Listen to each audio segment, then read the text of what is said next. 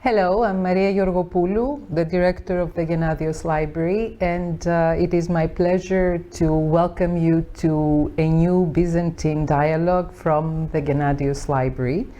And it's really wonderful to be with you, all of you, through the internet. I wanted to let you know that I prefer, I should say, to have the questions in the Q&A button as opposed to chat. We will do our best to get through as many questions as we can. It is my distinct pleasure tonight to introduce Marion Cruz from the University of Cincinnati. Marion is a classical philologist who received his PhD from Ohio State University in 2015, and he's currently an assistant professor in classics at the University of Cincinnati. His research focuses on Roman history and historiography, and he has worked on different authors, including Procopius of Caesarea, Cassius Dio, and Dio's epitomator Ioannis Xyphilinos. His monograph, The Politics of Roman Memory, that came out from the University of Philadelphia Press, looks at the role of historical memory in the Eastern Roman responses to the fall of the Western Empire, especially in the novels Neares of Justinian. Although he was trained as a philologist, he does much more than use philology as a strict canon or to think always about syntax and grammar. Rather, he studies texts as intellectual products, as a tool set, as he says, that can be applied to the understanding of imperial laws or Byzantine prosopography, that is, things that are not normally sought after by philologists. The ideological underpinning of his research is that the Byzantine period is an integral part of Roman history, and his work to date has focused on how Romans of all periods wrote about and perceived their own history. He's currently putting the finishing touches on a second book, which is co-authored with his supervisor, Anthony Calvelis, supervisor in his PhD. Entitled Masters of Soldiers, the book is soon to appear in Cambridge University Press, and the book proposes a revisionist history of the East Roman field armies. He is also planning for the future a translation of Byzantine Mirrors of Princes, including texts written by Synesius of Cyrene, Theophylactos of Ohrid, and Thomas Magister. Today he will talk to us on a topic that I believe comes from his first book and is titled Sparing the Vanquished, Empire and the Provinces from Hadrian to Justinian. So Marion, the floor is yours. Welcome. Thank you so much. Let me start by sharing my screen so that everyone can see the PowerPoint. All right. Thank you, Maria, for that very generous introduction and also for inviting me to give this talk. It's a real privilege to be able to speak under the auspices of the Gennadius Library, which is one of the premier institutions for the study of the late Roman and Byzantine world. It's also a delight to be able to contribute to my department's long association with the American School of Classical Studies. Before we get started, a few thanks. I would like to thank Bria Smalley and Konstantinos Georginis for all of their help in coordinating this, both in terms of scheduling and also in terms of technical support. And likewise, thank you to everyone in the audience for taking time out of your afternoons or evenings, as the case may be, to listen to this lecture. My topic today is something that I've been puzzled by for a long time. It's something left unresolved from my first book and the topic of my first book. And specifically, it's the rhetoric of Justinian's reform novels. In particular, the way in which these laws use, or pointedly do not use, ethnic and historical reasoning in order to contextualize and justify their reforms. But let me assure you that this reflects broader concerns about empire. I know that topic might sound a bit esoteric at first glance. Specifically, this is a question that relates to how imperial centers manage their relationships with provinces, and that concern will lie at the heart of my talk. But first, I want to offer a little bit of background and context for anyone who's unfamiliar or just out of practice with the reign of the Emperor Justinian. So the Emperor Justinian ruled from 527 to 565 AD and undertook a number of initiatives that altered the trajectory of the Roman Empire. The most dramatic of these were the wars that he waged to reconquer large portions of the fallen Western Empire, especially in Africa and Italy. And it's important to note that the laws I'm dealing with come primarily from the years 535 and 536. And this is the same period in which Justinian's general Belisarius, who actually received the consulship in 535 for his conquest of North Africa, conquered Sicily and invaded Italy. That is, these laws were written at the peak of Justinian's imperial success in what Tony Honoré has called the Age of Hope. And I've given you a brief outline of some of the major events from this period here. Alongside his wars, Justinian's second major undertaking during this period was his Codification of Roman Law. This resulted in a group of texts known collectively as the Body of Civil Law, or the Corpus Juris Civilis. The corpus is composed of the Institutes, which is a textbook for law students, the Digest, which is a selection of commentaries from major jurists, and the Codex, a comprehensive codification of Roman law designed to rationalize and streamline the existing system. So not only are the laws I'm looking at products of Justinian at the height of his fortunes, they're also part of an ongoing initiative to extend imperial authority by means of legal reform. Of course, no legal code is ever complete, so after 534, Justinian regularly issued new laws called Novellae Constitutiones, from which we get the term novels. Now, I'm certainly biased, but I think the more than 140 surviving novels are among the most interesting bodies of texts that survive from any period of Roman history. And I think that for a number of reasons, but the most important for our topic today is that they are the most significant set of imperial laws whose contents are preserved intact, including all of the rhetoric the emperors are using to justify their reforms. This then is the context for a series of novels that Justinian promulgated between 535 and 536 that sought to reform the provincial administration of the Eastern Empire, and these are going to be my specific focus today. I'm not primarily interested in the details of these reforms, so let me summarize their effects briefly. In essence, Justinian was recombining civilian and military authority in the provinces, and doing so by creating new offices that were named both for himself and for earlier Roman offices. So for instance, the Justinianic praetor was created for provinces like Pisidia and Lycaonia, and Justinianic is part of the official title there. Justinian loved to rename things after himself. Some of these laws also redraw provincial boundaries. So for instance, the two provinces of Pontus were recombined, and the province of Armenia was split into 4 smaller provinces. So that's more or less what they're doing on the administrative side. What's more interesting for my purposes is how Justinian justifies his reforms.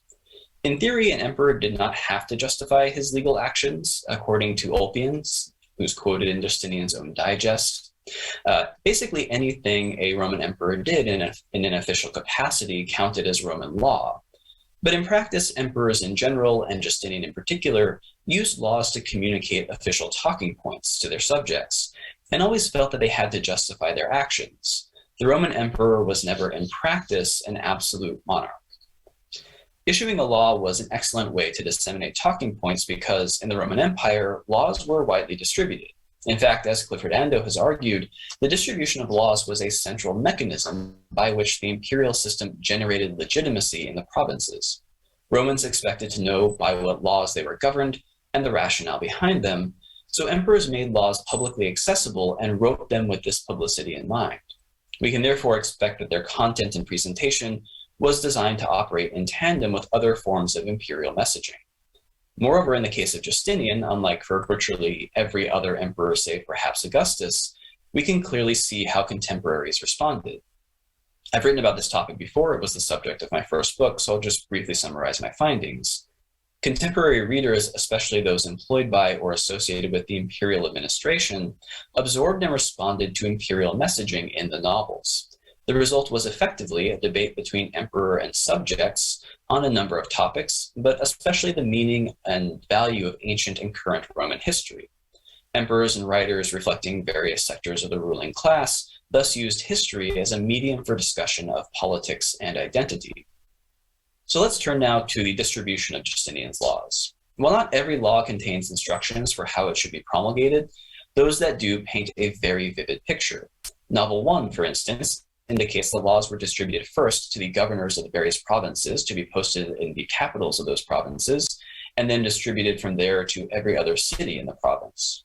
Novel 8 specifically requires that bishops set up inscribed copies of the novel in the porticos of their churches.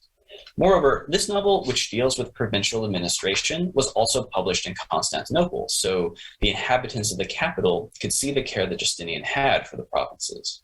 Similarly, Novel 7 explains that these laws were published in Greek, despite Latin's status as the official language of Roman law, because Greek was the common tongue in the East, and this way the law would be, quote, known to everyone. In Novel 66, Justinian specifies that 2 months will elapse between the publication of the law and its taking effect. This ensures that provincial governors had time to publish and provincial populations the opportunity to read the contents of the law. An important corollary here is that these laws remained posted in highly visible and central locations in cities all across the empire for months at a time, ensuring a broad opportunity for inhabitants of the empire to see them.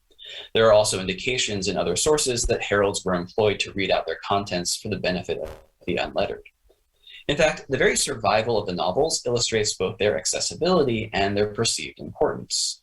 Unlike the rest of Justinian's corpus, the novels were not compiled by the central government. Instead, our extant texts come from private collections, some of which were circulating even before the end of Justinian's reign. So while most of the Romans who saw the reform novels would only see the laws affecting their particular province, there existed a group of people who had access to these novels as a corpus. However, even Romans who only saw a single reform novel would still understand it as part of a program.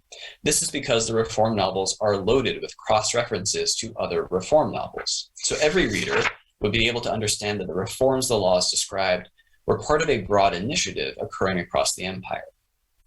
So to summarize, Justinian's provincial reform novels can be understood as a corpus unto themselves. They are defined by explicit cross-references. They were widely distributed and accessible, and they were available especially to lawyers and imperial officials as a collection. Let us now look at how Justinian justified his reforms in these novels. These laws are characterized by a peculiar mix of ethnic and historical rhetoric that sets them apart from other Justinianic laws. I'd like to start by looking at passages from 3 laws which clearly illustrate these unique features of Justinian's rhetoric. The first of these is Novel 24, which was promulgated in May of 535 and created a Justinianic praetor for the province of Pisidia. In the process of justifying this reform, Justinian makes an odd comment. Therefore, we wish to begin these reforms first in the districts of the Pisidians, because we have discovered it said in earlier chroniclers that the ethnos of the Pisidians long ago ruled this entire region. So Justinian is here justifying not only his program of reform, but also the choice of Pisidia to pilot his reforms by referencing the ancient ethnos of the Pisidians. His specific claim is that their control over the territory that corresponds to the contemporary Roman province of Pisidia merits special imperial attention. In making this claim, Justinian is exploiting the ambiguity of the term ethnos. In Greek, ethnos can refer to a culturally or ethnically distinct group of people, but in the Roman Empire, it was a generic term for a province. The semantic ambiguity of the term in this context enhances the logic of the law. Just as the phrase ethnos pisidon could refer both to the ancient tribe and the contemporary province, so too the territorial claims of the ancient Pisidians have ramifications for the 6th century province of Pisidia. Taken by itself, this comment about Pisidia would be odd, but not necessarily remarkable. However, Pisidia is not the only province whose reform is justified on those ethnic grounds. And to be clear, when I say ethnic here, I'm referring to using the ancient concept of an ethnos. I'm not making modern claims about ethnicity. We find a similar logic in Novel 25, which was published on the same day as Novel 24 and explicitly references the previous law. So here, Justinian reports, "We thought it just to adorn the ethnos of the Lycaonians with a greater magistracy than they now have, after considering its origins, about which those who write histories have provided an account. And also because this ethnos is the most closely related to the Romans, for it happened that Lycaon, who ruled Arcadia in Greece in ancient times, settled in the land of the Romans and offered a prelude to the empire of the Romans by annexing the Oinotrians. We understand these events to be ancient because they are much older than the times of Aeneas and Romulus. Moreover, he seized a portion of Pisidia by establishing a colony in the territories there, giving that colony his own name and calling the region Lycaonia after himself. Once again, we find Justinian exploiting the ambiguous semantics of ethnos in order to link an ancient pre-Roman past to the contemporary province. This time, Justinian has enhanced his rhetoric with additional myth-historical justifications, but notice how the myth history is premised on a similar ethnic logic, relying on the figure of Lycaon and his purported connection to Rome and Lycaonia. We find precisely the same formula in Novel 29, which was published in July of 535. Here, explicit attention is called to the semantic slippage between the two meanings of ethnos. We have determined that the ethnos of the Paphlagonians is ancient and not inglorious, but was so great that it sent out major colonies, and it established through cohabitation with the Italians Venetian territories, where the city of Aquileia, the largest of the cities in the west, was founded and often hosted the royal residence. We have determined, moreover, that the ethnos of the Paphlagonians was made smaller during the time of Honorius of pious appointment. Once again, Justinian is justifying his provincial reforms by referring to the history of an ancient ethnos and conflating that ethnos with the 6th century province. What's particularly striking about this law is how explicitly it plays on the semantics of ethnos, repeating the phrase ethnos paphlagonon in two parallel clauses whose meaning requires that we understand the term in different ways. Meanwhile, the law follows the lead of the novel for Lycaonia in introducing a myth-historical account that links the ancient ethnos to the formation of Roman Italy. That is, it links the surviving Eastern Roman Empire to the lands of the fallen Western Roman Empire. There are other laws that make use of this ethnic rhetoric, but I hope you've already begun to see what caught my attention about these novels. In each of them, Justinian is emphasizing the foreignness of the territories that now compose his empire, and he is using language that deliberately conflates the ancient groups that inhabited these regions with the modern inhabitants of the Roman provinces. In the process, he is demonstrating the existence of these ethne by implying the existence of a robust historical memory about their past.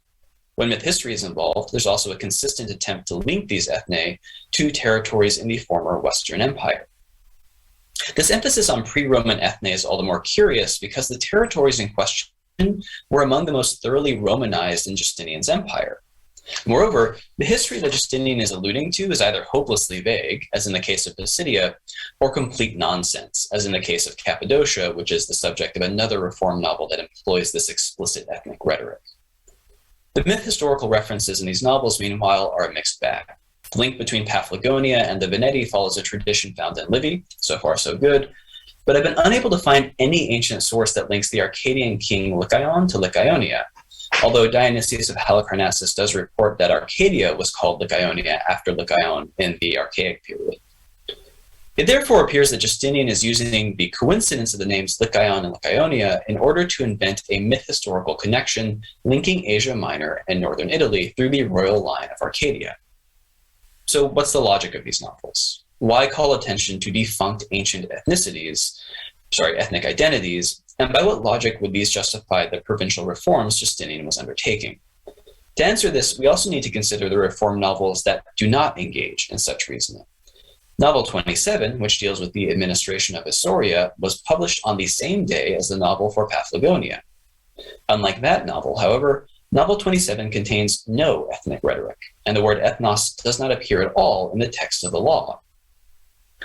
It's difficult to overstate how surprising this is. If any group in 6th century Asia Minor deserved to be discussed as an ethnos distinct from the Romans, it was the Isaurians. Raiding the surrounding provinces from their mountain fastness, the Isaurians were understood as a non, or at least incompletely Roman ethnic group. Other Romans viewed them as barbarians who just happened to reside within the empire. Moreover, the non-Roman status of the Isaurians had been widely advertised during the reign of Anastasius, who ruled shortly before Justinian from 492 to 518. Anastasius fought a 5-year war against the Isaurians, who had achieved significant power at court under his predecessor Zeno. The Isaurian wars were widely commemorated in Anastasius' reign. We know, for instance, that Anastasius added an inscription to the main gate of the palace in Constantinople attesting to his, quote, Isaurian slaying victories. The poet Chrysodorus of Coptus produced an epic poem, the Isaurica, which does not survive, but presumably narrated the wars in appropriately heroic fashion. In a poem that does survive, Chrysodorus reports that Anastasius, quote, slayed the ethne of the Isaurian land. This is why I said that the absence of the Isaurians is surprising. If there were any genuinely distinct ethne in Asia Minor in the 6th century, the Isaurians would take pride of place among them. Nor are the Isaurians the only ethnos whose absence is noteworthy. Consider the Armenians.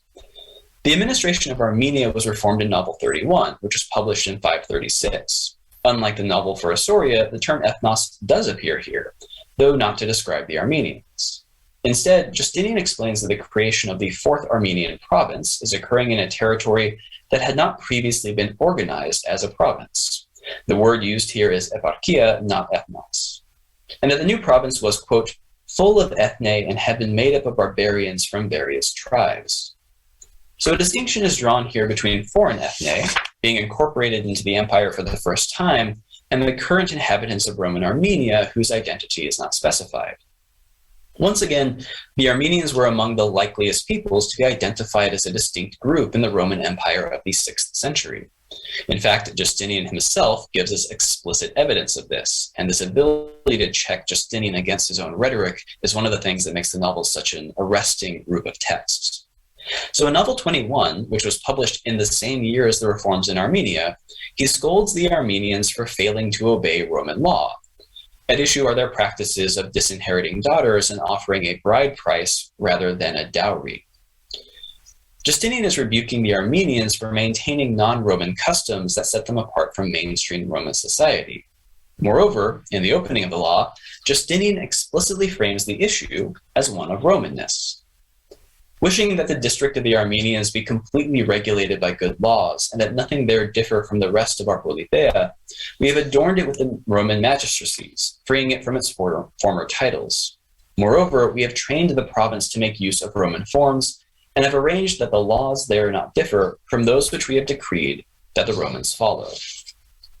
The opening of this law is in essence Justinian's account of his attempts to administratively Romanize Armenia. The logic of the account therefore requires that Armenia be understood as incompletely Roman, a point that is underscored by the heavy-handed repetition of the word Roman and its cognates in these lines. And this theme continues to be developed throughout the remainder of the law. Armenian customs are described as barbaric and likened to the habits of other ethne who, quote, dishonor nature. There's one final ethnos whose absence from the Reform novels bears mentioning, both for the egregiousness of the absence and the deliberateness of the omission, the Jews. In Novel 103, also published in 536, Justinian reformed the administration of Palestine. He opens the law by specifically invoking the ethnic semantics we saw in the first set of Reform novels. Quote, we have already made the other governors of the ethne greater. Given the content of those laws, the ethne Justinian is referring to here can be read as both provinces and peoples. Justinian then launches into a summary of his previous reforms, which I'll spare you, before offering a historical justification for the promotion of the governor of Palestine. It came to our attention that Caesarea, the metropolis that governs First Palestine, also needed to benefit from a greater rank than the others. It is ancient and eternally revered, both because Straton, who came from Greece, settled it and became its first founder, and because Vespasian of divine memory, the most honored of emperors and the father of Titus of divine memory, which by itself raises Vespasian to every honor, renamed this city, which had previously been called the Tower of Straton after the Caesars, granting it this honor because he was there enrolled among the emperors on account of his Jewish victories. Justinian uses every rhetorical trick in his arsenal to avoid acknowledging the Jewish history of Palestine, or calling attention to what he elsewhere named the ethnos of the Hebrews. First, he focalizes his argument not on the province of Palestine, but on the city of Caesarea. Palestine is involved only incidentally because of Caesarea's metropolitan status. He then deploys myth history to make Caesarea a Greek foundation. By focusing on Caesarea, he can then jump from this initial Greek foundation to a later Roman imperial refoundation. That is, he can effectively excise the Jews and the province of Judea from Roman history. In fact, the only mention of the Jews is in the entire law comes in the description of Vespasian's victories. The Jews exist here only as fodder for imperial military glory. The Jews, of course, were widely understood as an ethnos in the ancient world, and Justinian understood this, as evidenced by his various laws regarding their legal and religious rights, and by his discussion of the ethnos of the Hebrews in Novel 146, which was published in 553. Nor were they the only ethnos in the area. The Samaritans were another culturally distinct group that had, like the Isaurians, recently challenged Roman authority. In 529 to 531, the Samaritans staged a major revolt in response to the legal harassment that Justinian had enacted.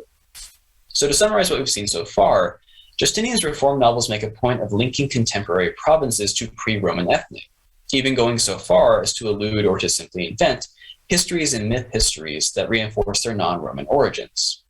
But Justinian does this only for provinces in which there is no evidence for the survival of non-Roman ethnicities.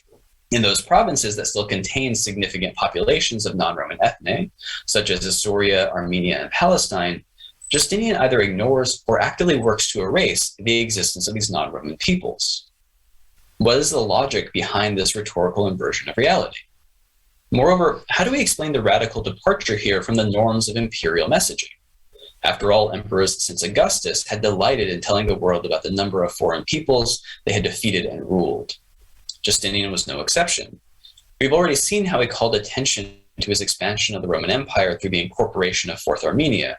To this, we can add numerous subtle and explicit references to his Western reconquests in the novels. And finally, there's Justinian's official titles, which in 535 included Alemannicus, Francicus, Germanicus, Anticus, Alanicus, Vandalicus, and Africanus. Not a modest guy. So why does Justinian avoid acknowledging the most prominent foreign, or at least partially non-Roman, ethne in his empire? I think the answer to this question requires us to view Justinian's reform novels as an implicit map of the Roman Empire. This map is not organized by geography, but instead by the relationship between various provinces and the imperial center. We can divide this map into three broad categories: peaceful core provinces, provinces that are threatened internally, and newly reconquered provinces. For the sake of time, I haven't discussed this last category, but suffice it to say that Justinian's discussions of North Africa and Sicily are framed solely around the fact of their reconquest. They have none of the ethnic or historical rhetoric that we've seen in the laws discussed so far. It is thus only in the peaceful core, where non-Roman ethne cannot be found in the 6th century, that ethnic rhetoric is employed. To explain these choices, I'd like to step away from the 6th century and examine similar representations in earlier periods, beginning with Virgil's Aeneid. And I should note here that Justinian himself endorses Virgil as the Roman poet in his Institutes, and the literature of the 6th century reveals a broad interest in Rome's national epic. So there's reason to go back to the Aeneid when thinking about this question. And perhaps the most famous scene in the Aeneid, at least among historians, Aeneas visits his father Anchises in the underworld. Here, the hero observes the souls of great Romans waiting to be born, including the Alban kings and the founders Romulus and Augustus. At the end of the procession, Anchises comes to major figures in Republican history, whose actions fill in the implied trajectory between Romulus's city and Augustus's world empire. For example, there's no linear narrative here. So for example, Pompey comes before Scipio Africanus, but the overall effect is to foreshadow and recall the conquest of Rome's major territories, in particular in Italy, North Africa, and Greece. In narrating this procession of Roman heroes, Anchises generates a biographical map of the Roman Empire, linking imperial expansion to exemplary Romans. Then, at the end of this parade, Anchises gives his famous formulation of Rome's imperial role. Remember, Roman, that you are to govern foreign peoples by your command. These will be your arts: to establish the custom of peace, to spare the vanquished, to subdue the proud. Note the parallels between Anchises' vision of empire and that found in Justinian's novels. Like Justinian, Anchises' map of empire focuses on territories that were already deeply integrated into the Roman sphere in the reign of Augustus. In fact, Virgil specifically directs attention away from recent conquests on the frontier of empire. Pompey and Caesar, for instance, are presented in the context of civil war. Their conquests in the East and Gaul are alluded to only as starting points, the places of origin from which they marched to that civil war. Meanwhile, Augustus's conquest of the world does reference genuine achievements, namely the conquest of Egypt, but the language is less explicit, and the whole image is removed from the plane of history by Anchises' extravagant hyperboles, which imagine Augustus' conquest reaching Atlas and outstripping the zodiac.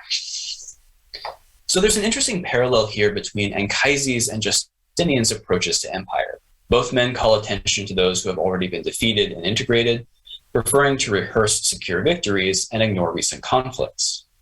Anchises also uses ethnic logic in his account. He frames Aemilius Paulus's conquest of Mycenae and Macedonia as Trojan revenge against Agamemnon and Achilles, respectively. So let's move now from literary representations of empire to material ones, although we'll necessarily start with literary accounts of monuments that are no longer extant. Beginning in the 1st century BC, the Romans developed a robust practice of anthropomorphizing their empire. They did this primarily by means of allegorical female figures who represented the peoples and territories they ruled or conquered. The first provincial series we know was set up by Pompey following his return from the Third Mithridatic War, when he commissioned 14 statues representing foreign peoples for his theater.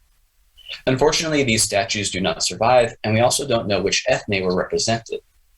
This is also true of the Augustan Portico ad Nationes, whose contents are attested by Servius's commentary on the Aeneid. So this is all we know about them. For Augustus had made a portico in which he had placed representations of all the gentes. This portico was called To the Nationes. In fact, the visual representation of conquest was a major focus for Augustus, and we also hear that he placed placards inscribed with the names of Hispania and the other gentes in his forum. And along similar lines, Tacitus reports that a senator suggested that the names of all the gentes he had conquered be carried in Augustus's funeral procession. Cassius Dio, reporting the same event, claims that, quote, images of all the ethne which he had won over were led in procession, and each one was modeled to resemble its own inhabitants. Dio also reports a similar procession of, quote, subject ethne at the funeral of Pertinax in 193 AD. So it's possible that this simply became a feature of imperial funerals. Our first extant example of a collection of gentes or nationes comes from the temple to Augustus, or the Sevasteon, built in the 1st century AD in the city of Aphrodisias in Asia Minor. The procession to the temple was flanked by 2 porticos, each of which had 3 stories. Reliefs were secured in the spaces between the columns on the top 2 stories. Despite being allegorized female figures representing conquered peoples, these ethne are not subject to the imagery of violent domination, and such imagery was widespread in Roman art. In fact, 2 striking examples come from the south portico of this very Sevasteon, and I'll show you just one. This is an image of Claudius subduing Britannia. Another factor complicating the interpretation of these reliefs is the range of concepts and figures that they represent. While many of them represent ethne, such as Egyptians, Dacians, and Jews, the whole series represents islands, namely Crete, Cyprus, and Sicily. So what overall image of empire do these reliefs construct? What conceptual map is operating here? Joyce Reynolds argued that these ethne represented Augustus's conquests as expressed in the emperor's autobiographical treatment, the Res Gestae. R.R.R. Smith, who first published the reliefs, accepted this interpretation generally, but pointed out that some of the territories, such as Cyprus and Crete, did not fit this reading. Instead, Smith argued that the reliefs represented an empire divided into 3 categories: ethne, or islands that had been simply defeated, or defeated and added to the empire, or brought back into the empire after unwilling secession. These interpretations, though, are based on high-level knowledge of Roman history derived from numerous ancient sources. So what are the chances that an average viewer would have understood this scheme? I don't mean to imply that the creators of the monument were incapable of conceiving a program like this. Rather, my point is simply that such a program would likely be lost on most viewers. The designers of these monuments lived in a deeply visual culture in which public images played an essential communicative role. They understood the limits of their medium and their audiences, and they designed monuments with those in mind. So how would an average viewer understand the ethne in the Sevasteon? We can gain some valuable perspective by considering the Hadrianeum, a monument in Rome with a similar procession of ethne that was built during the reign of Hadrian. Writing about the Hadrianeum, Jessica Hughes argues against the high-level knowledge required to fully interpret such a series bolstered imperial authority. by calling attention to the gulf between what the viewer understood and what the monument represents, and this effect was enhanced in the Hadrianeum because the ethne were not labeled. The message, in other words, was, we deserve to rule because we understand the empire in a way that you do not. Hughes offers another essential observation. She points out that the meaning of the individual reliefs relies upon the existence of the broader series. Just as an allegorical representation of a season is difficult to interpret without its three sisters, so too the ethne on imperial monuments would be vague allegories absent their broader context. On this reading, series of ethne become legible even to those who cannot understand their iconography. The figures represent and embody the diversity, and therefore the extent, of the Roman Empire. Small variations in posture and appearance are not necessarily meant to reflect specific ethne, but rather the variety is meant to highlight the range of ethne subject to Rome. Such a reading can be applied as productively to the Sevasteon in Aphrodisias as to the Hadrianeum in Rome. Whatever the overall program of the Sevasteon, its group characteristics would allow anyone to understand it as representing the scale of empire. Meanwhile, a narrative was implied by the juxtaposition of peaceful female figures and scenes of violent domination.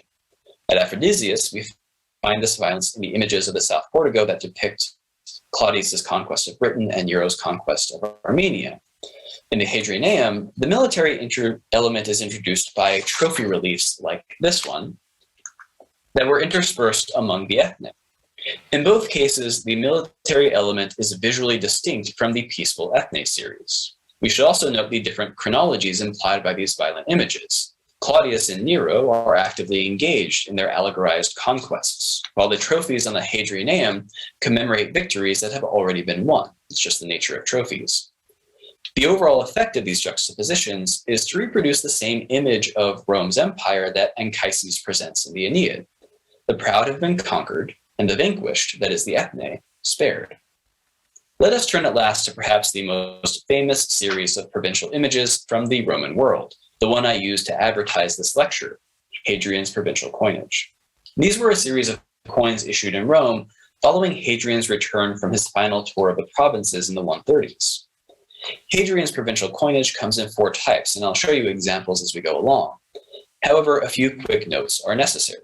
First, although this coin series is generally called provincial, its allegorical representations also include cities like Alexandria and broader regions like Gaul.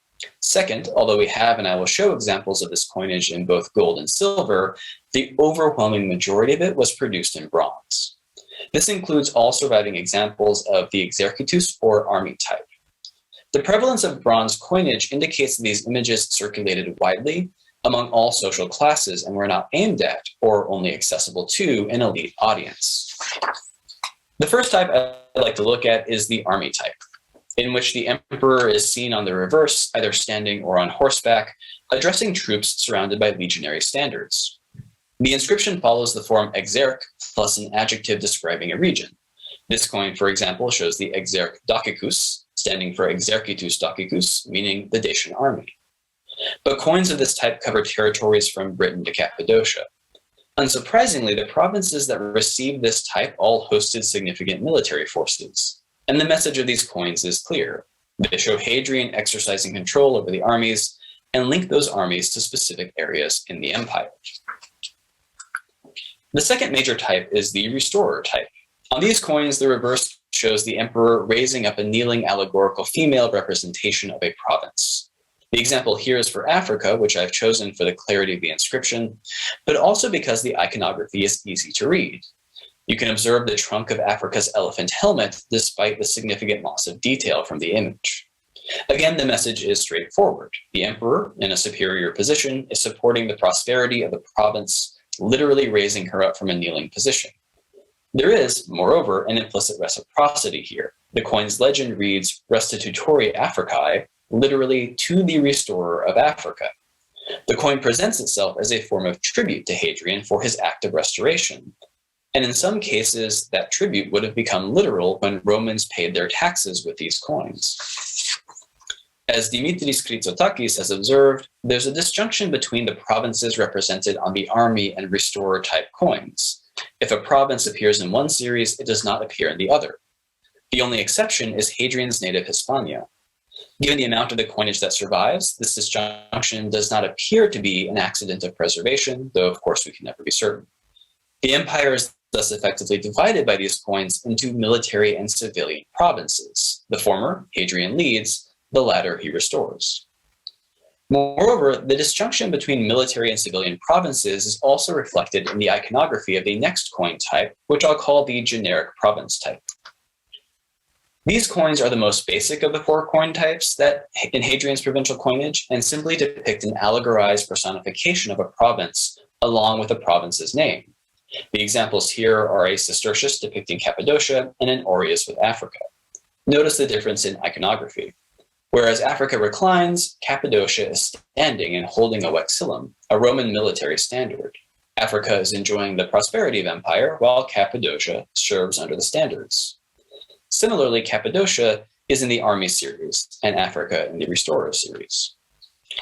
The final type is the arrival type, which reenacts and commemorates Hadrian's travels throughout the empire. In this type, we find the emperor participating in a sacrifice along with an allegorized province. The examples here are for Africa and Mauritania. You can just make out that Mauritania is depicted with a vexillum and a short tunic. The vexillum is in the top right corner. It's a bit difficult to see. Mauritania is also in the army series, and this coin maintains the iconographic distinction between military and civilian provinces. In terms of message, these coins present the emperor and the provinces as equal partners, united by their dedication to the gods. The Roman Empire is thus presented as a series of shared religious ceremonies. The grammar of the inscription, meanwhile, follows a familiar pattern.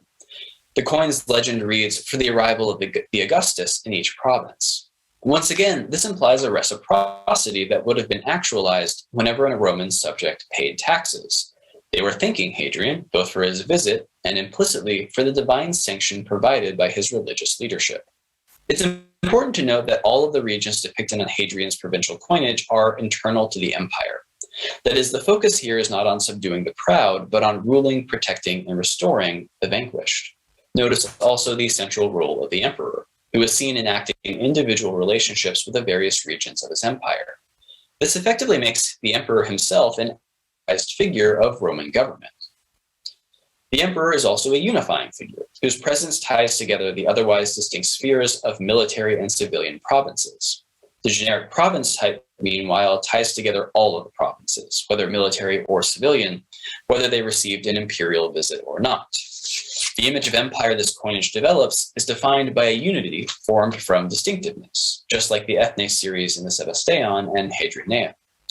Few Roman viewers are likely to have seen every example of each type of coin. Nevertheless, the same habits of mind that would have allowed the average Roman to interpret the Sevasteon and Hadrian as representations of the extent of the Roman Empire would have allowed the average Roman would have worked just as well here. One need not see more than a handful of iterations of the restorer type in order to understand that the emperor has broadly restored the empire. Likewise, it would only take two coins of different types representing the same province to understand that the emperor was engaging with these provinces in a variety of roles. Importantly, such an understanding would not even require viewers to be literate, so long as they could recognize core iconographic elements as distinctive. And that recognition need not exceed the level of "there are no elephants where I live." Meanwhile, elite viewers who, due to their wealth, were more likely to have seen a range of these types as more coins passed through their hands, would have been able to read more into the coins, both literally and iconographically. Hadrian's provincial series has long been understood to reflect a fundamental shift in imperial conceptions of the empire. In her seminal work on the topic, Jocelyn Toynbee argued, quote, "The images reflect the great idea for which Hadrian stood, the idea of the empire as a vast unit, a brotherhood of fellow citizens of the world living together on an equality in prosperity and peace under the aegis of a beneficent central government." Clifford Ando has read the series as evidence for a transition in imperial messaging that permitted and encouraged Rome's subjects to view themselves as the beneficiaries rather than victims of empire. This effect relied in part on the internal focus of the coinage, which implicitly divided the world into two broad categories, Roman and non-Roman. Both of these interpretations capture essential elements of Hadrian's provincial coinage. However, we should not allow ourselves to be taken in by this view of empire. the Romans still relied on and employed violence against their subject populations. Witness, for example, Hadrian's violent suppression of the Bar Kokhba revolt. That said, Hadrian's actions after the revolt are telling. His response was to refound and rename Jerusalem as Aelia Capitolina, and the name of the province was subsequently changed from Judea to Syria Palestina. That is, the Roman Empire responded to a challenge from a subject ethnos by erasing that ethnos from its administrative map of the empire. There are clear parallels between this action, then, and the rhetoric of Justinian's reform novels. So let me conclude by bringing the lessons from these earlier conceptual maps of the Roman Empire to bear on those reform novels. If we extend the representational trajectory that runs from the Aeneid and the statue groups through to Hadrian's coins, the ethnic logic of Justinian's novels becomes intelligible. What I mean is that we can see a clear development in imperial representations of non-Roman ethne. In the beginning, with Pompey and Augustus, the focus was on conquest. By the late 1st century, that conquest coexisted with depictions of peaceful rule that emphasized the size of the empire through the diversity of its subject ethne. This is what we see in the Sevasteon at Aphrodisias. In the reign of Hadrian, a new and more coherent image of the empire emerges. At that point, the empire was its ethne. Romanness was a composite construction, a set of specific relationships between emperors and the diverse ethne they ruled. Ultimately, Roman rule was the result of violent conquests, and it was secured by the threat of Roman arms. But this threat menaced Romans as much as anyone else. This is what the Roman citizens of Perugia learned from Augustus when his soldiers sacked the city and massacred its inhabitants. The people of Constantinople learned the same lesson when Justinian in 532 had his soldiers kill 30,000 of them in order to suppress the Nika insurrection. Admittedly, these were extreme cases, and both Augustus and Justinian were indicted by later writers for their crimes. But this reality nevertheless points to the gradual erosion of the distinction between citizens and subjects that's inherent in the Roman imperial system. As part of this process, the ethne from which the empire had been assembled gradually ceased to be external to the empire and became instead constitutive of it. That is, the empire always understood itself as Roman rule over the ethne, and that understanding persisted even when all these ethne were made up of Romans. We can see the beginnings of this transition already in Anchises' emphasis on the conquest of Greece and North Africa. Hadrian's provincial coinage developed this logic and extended it to the entire empire. Viewed in this light, Justinian's use of ethnic rhetoric makes perfect sense. The peaceful core provinces were cast as ethne precisely because they fit comfortably inside a model of empire that understood Rome, or more precisely New Rome, as composed of already pacified and integrated ethne. It was the safe core territories that merited local histories and pride. These were imperial rewards for provincial loyalty. This reading fits neatly into the broader rhetoric of the reform novels. As I mentioned at the beginning of this talk, the reform novels were primarily concerned with unifying military and civilian administrations in the provinces. In the novels, this unity is framed as the combination of arms and laws, and explicitly linked to the new office of praetor and the initial expansion of the Roman Empire during the Second Punic War. This imposes an implicit historical narrative on the ethne of these novels. These are Roman provinces whose ethne have been conquered by Roman arms and integrated by Roman laws. Genuinely foreign or unassimilated groups, such as Isaurians, Jews, and Armenians, did not fit either this implicit narrative or Justinian's normative model of empire. Imperial insistence on this model of empire can be understood as both a deliberate imperial strategy, as Clifford Ando has argued, and as the impetus for the development of symbolic ethnicities, which have been discussed by Anthony Caldelas and Anthony Spawforth, among others. These in turn help to explain the increasing emphasis on provincial origins and self-identifications in late antiquity, which has been noted by Ralph Matheson. Rome understood itself as composed of various ethne and encouraged provincials to cultivate and express those identities in symbolic ways.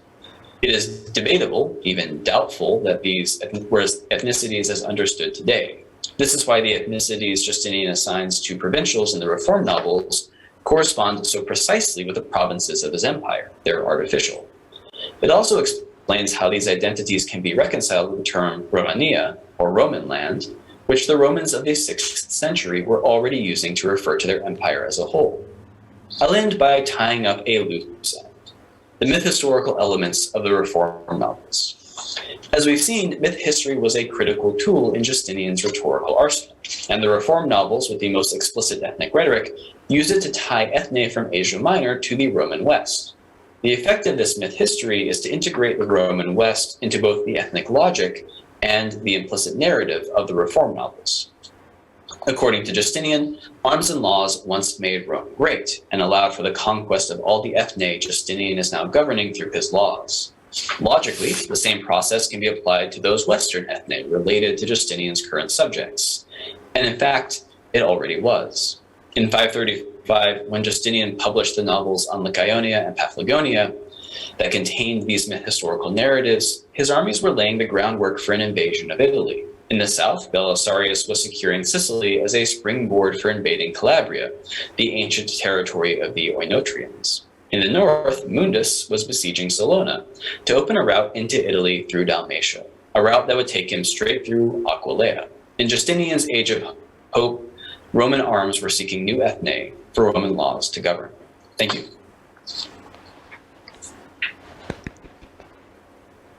Thank you very much, Marion, for this quite grand and travel, I guess, from Justinian to the Aeneid through Hadrian and coming back to Justinian. I assume to justify the fact that you are here in a Byzantine dialogues context.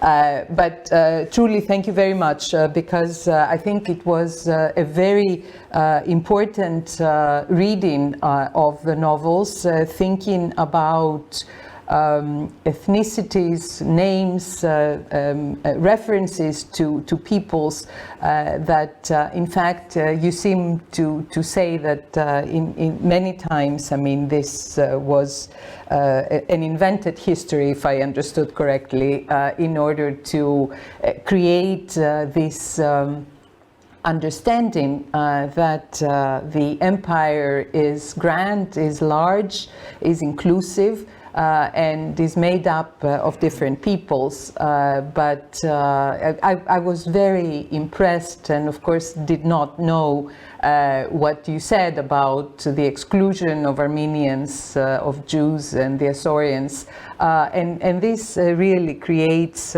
quite interesting ways in which to think about the different ways in which the Romans tried to conquer and appease the provinces. So we have already questions coming in, so I will start reading without having reviewed all of them. So Nectarios Papagiannopoulos says, Professor, to what extent the broader Eastern Roman practices replicate those of predecessors, or perhaps mark an attempt to enhance cohesion or achieve more effective administration in the empire, possibly to be borrowed in subsequent centuries? I hope you can also read part of the question, so that's right. I would argue that what we're seeing here is not so much a reinvention, but a development of existing strategies. So as we see with Hadrian, there was already this way of representing the empire, and what Justinian is doing is sort of taking that and running with it and making it more explicit and formalizing it in the way that he's essentially justifying his right to govern the empire. So that rhetoric is now being explicitly worked into, and I think implicitly creating a narrative of conquest that explains why Justinian, even though he hasn't conquered these provinces, has a right to administer them legally, because there's a sort of implied narrative of Roman conquest of all these territories. And so I don't see it as really a change from previous practice. I find it to be simply an extension of what we've already seen. The second question, Petros Dorizas is asking whether the division in coinage, exercitus restitutor adventus province, persists into the age of Justinian and beyond. And if so, in which category would Italian coins have fallen under? And he thanks you for your most interesting presentation. That is a great question. I have to say that the Provincial series from Hadrian is something truly unique, and we don't ever get something quite that comprehensive and representational of the entire empire again. This is one of the reasons why it's such an arresting corpus of coins to look at.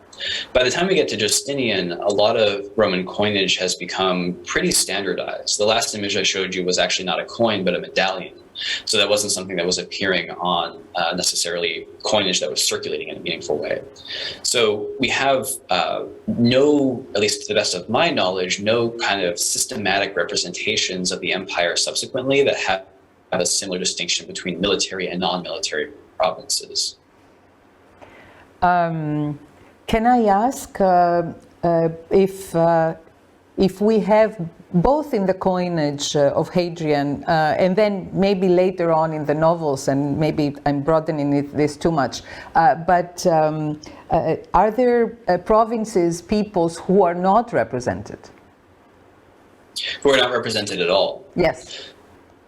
Yeah, there are gaps in the provincial coinage. I don't remember exactly where they are, but they're, I think, generally understood to be a question of representation. Mm-hmm. We just don't have examples of these, not that they weren't created, but of course, we can never know for sure. Mm-hmm. For Justinian, he doesn't talk about everyone. In particular, there are a couple of territories, including Galatia, that were reformed prior to the publication of the Codex. So we don't actually have the laws with their full rhetorical prefaces that discuss how Galatia was reformed, but it's referenced in the later reform novels. And not every province gets reformed, and some of them actually get reformed multiple times. So there's this initial round of reform legislation, what I'm calling the sort of corpus of reform novels, that's explicitly tied together by all of these cross-references and shared rhetoric in 535 and 536. But later at the end of his reign, Justinian actually goes back and undoes some of these reforms because it turns out that unifying civilian and military authority causes problems. But he's not covering the entire empire. There are plenty of territories inside the empire that aren't covered. And I should mention that when we talk about Cappadocia, for instance, which is one of the novels that I didn't talk about that is in the Reformed novel corpus and has this explicit ethnic rhetoric, and this is going to be true for a lot of other ones as well, there are multiple provinces of Cappadocia. So there's First Cappadocia and Second Cappadocia. And the Reformed novel only specifically addresses First Cappadocia. So it's unclear whether or not the reforms were also being applied to the other administrative units, or whether they were meant to be only for the sort of first premier province of the title. Okay, we have another question on coins by Walter Liberali Martin, who says that considering the ideological content of the images on Hadrian's or any other emperor's coins, how were these coins viewed and treated by other kings when they crossed borders via trade or tribute? Do we know that? That is a fascinating question, and I'm sure someone has looked at it. I have not, however, so I have no idea, unfortunately. If we also wanted to think about, you spoke about novels, and you suggest that the novels were very, very important in sort of putting in place a reform, and in an interesting way, reform by province, and as you said, this would change back and so on and so forth. What about other laws? What's the status of imperial laws? Is it different? Is it similar? Or do the provinces appear? Do the ethni appear in them? So we run into a fundamental problem there, which is simply that so few laws are preserved and intact that we don't actually get a clear sense of the overall rhetoric of imperial laws. So, I mean, just looking at the period of late antiquity, we have these two major codifications, the Theodosian Code and the Justinianic Codex. And in both of them, the editors and compilers have pulled out tremendous amounts of material, basically reducing them to only the most relevant surviving bits of these imperial laws. And in the process, they've obliterated almost all of the rhetoric. So we have a few surviving novels Theodosius II and Valentinian III and Majorian. So that's sort of in the East and then a little bit in the West in the 5th century.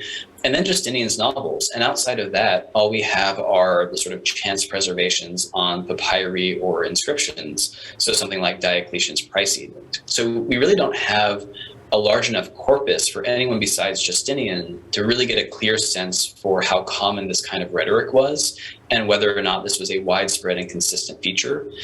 So for instance, we don't know in the laws concerning Galatia, which only survive in the Codex, we don't know if those were framed in the same terms or if there was a kind of new push, a new sort of set of talking points that came out in 535 with the Reformed novels to coincide, for instance, with Justinian expanding his ambitions in the West after the unexpectedly quick conquest of North Africa. So we can't really chart that process in a lot of detail, and we don't get a clear sense for what the broader rhetorical context for the laws that are not the novels is. I was very surprised when I shouldn't have been since I was trained as a Byzantinist, but the idea of the promulgation of the novels. I mean, we know that they were sort of put up on a portico. You seem to say that we know the exact date, and the novel, they were promulgated in the morning and in the afternoon, or whatever it is. Could you tell us a little bit more about how we know all this? Right. So all of this is coming from internal evidence from our surviving corpus of the novels. And these are primarily the Greek texts that were circulating, already a collection by the end of the reign of Justinian, and then subsequently additional novels, including a few from later emperors, were added to this. So we do have some laws of Justin II, for instance. And that is basically where we're getting this information from. And it seems like when these laws were published, they were published with a date of when they were promulgated, because this was relevant to the time at which they would actually go into effect. So you need to know when they've been officially produced to know when these laws were going to become binding.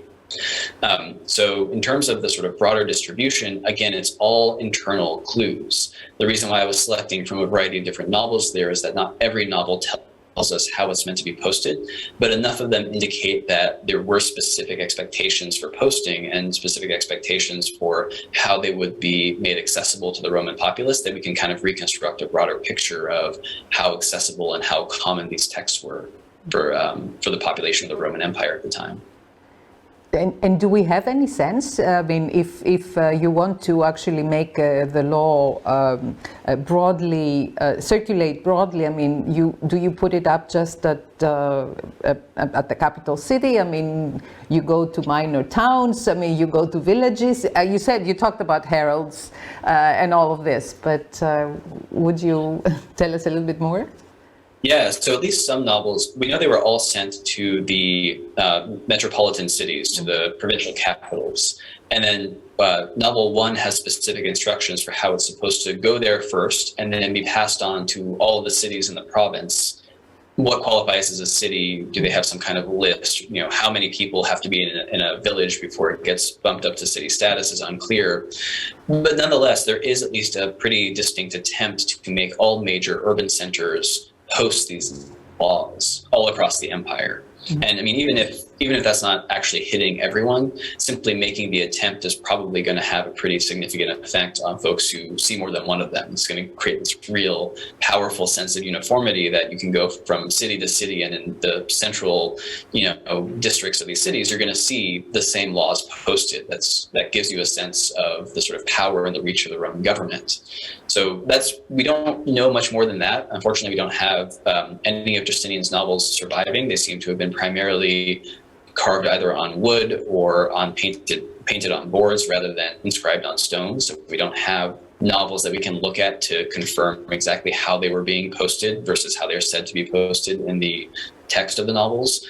But yeah, wide distribution is the implication of all the novels themselves. And again, including in the city of Constantinople, even when the laws were not relevant to the inhabitants of Constantinople. So we might even imagine that the city of Constantinople itself was a kind of record of Justinian's major legislative undertakings. There might have been a period in 535 and 536 where, alongside a statue of Justinian celebrating his various conquests, whatever was left over from Belisarius's triumph, you would also be able to read about these various reforms that he was undertaking using a very kind of related set of rhetoric.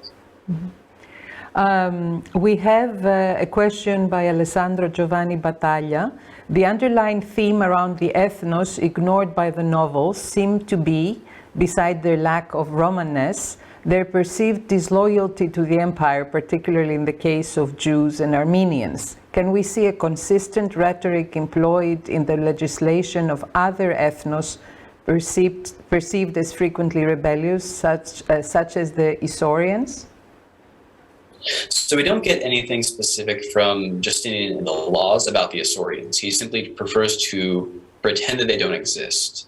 But we do see some parallel discussions. For instance, in the province of Osrhoene, which is in Mesopotamia, there's a similar law that actually parallels the novel 21 on marriage customs in Armenia that talks about how, and it's a little bit vague, but they're doing something, probably polygamy in Osrhoene, that is against Roman marital law. And so there's a similar kind of rebuking of them for their ethnic differences. So when Justinian is rebuking people in the novels, it's primarily on the grounds of failing to adhere to Roman customs, cultural norms, and then failing to follow his laws, especially laws related to religion. He's a big fan of using legal tools to persecute and harass, in particular, Jews and Samaritans.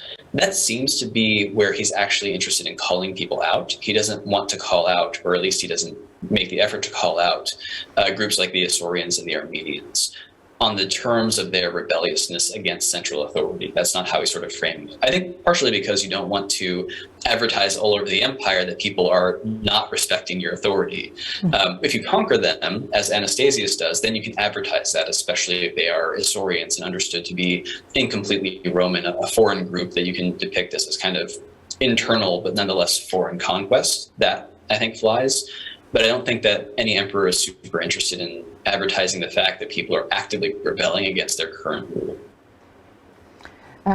Since you spoke about marriage, I realized that I made a point of noting about the Armenians that the custom is that you give a bride prize rather than dowry in order to marry your daughter. I mean, if I understood correctly, could you comment a little bit more on that? Yeah, well, one of the interesting things about Justinian is that he's a fascinating character for studying ancient Roman gender, because on the one hand, he does things that are very untraditional and that he seems to think are going to benefit women. So he actually makes divorce totally illegal. There's no longer a legal system of divorce in the Roman Empire for the first time in all of Roman history. And Justin II, we actually have the novel where Justin II repeals that, and he excuses it that Justinian was so pious that he didn't understand the failings of regular mortals, so we're gonna allow divorce again. But he also does things like prescribing a minimum amount of inheritance that has to be given to daughters. So the tradition or the practice of sort of taking all of your money and trying to load it on one heir, basically dooming to poverty any of your other children, especially female children, that goes out the window, and it's now legally required that there are laws related to the dowry, but also specifically to how much daughters have to inherit. There's a minimum amount. And so he's doing things that are basically trying to ensure that women in the Roman Empire have a decent amount of financial security. He also has novels on protecting the dowry from mismanagement and tutors and guardians and that kind of stuff. But the bad-mouthing of Armenians and Jews,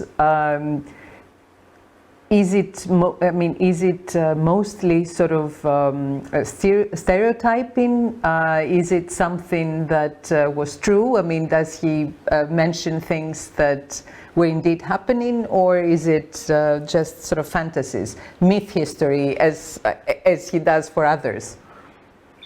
Yeah, that's a great question. Unfortunately, I don't think we have the documents to tell us. That said, this is plausible to me. So taking the example of Osrhoene, this is in Mesopotamia. It has a long history of association with Persia, where polygamy is a more common cultural feature. So it wouldn't surprise me that this was something that was continuing to be practiced there. Whereas I don't see I don't see the benefit of publishing a law whose sole effect is to reinforce or to re-explain the existing Roman laws regarding inheritance and dowries to a population, and only have the rhetoric be about, you are violating this law. So put differently, if there was a disconnect between reality and what the emperor was saying, I would expect for the rhetoric to not match specifically what the law was trying to accomplish. And because they are so aligned here, I'm inclined to accept it. But to the best of my knowledge, we don't have independent verification that these practices were continuing. Mm-hmm. Okay. I think our audience has had all their answers, their questions answered, and indeed, I think I know you gave us a very clear and very convincing presentation. So I would like to thank you very much for being with us and for opening to us the world of the Eastern Roman Empire.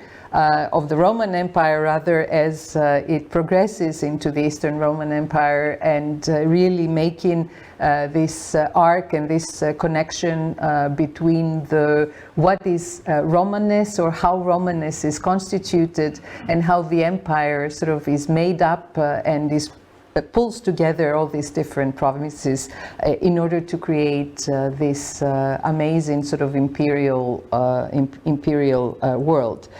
So thank you very much for being with us, and we hope to see you soon at the American School. Thank you so much for inviting me.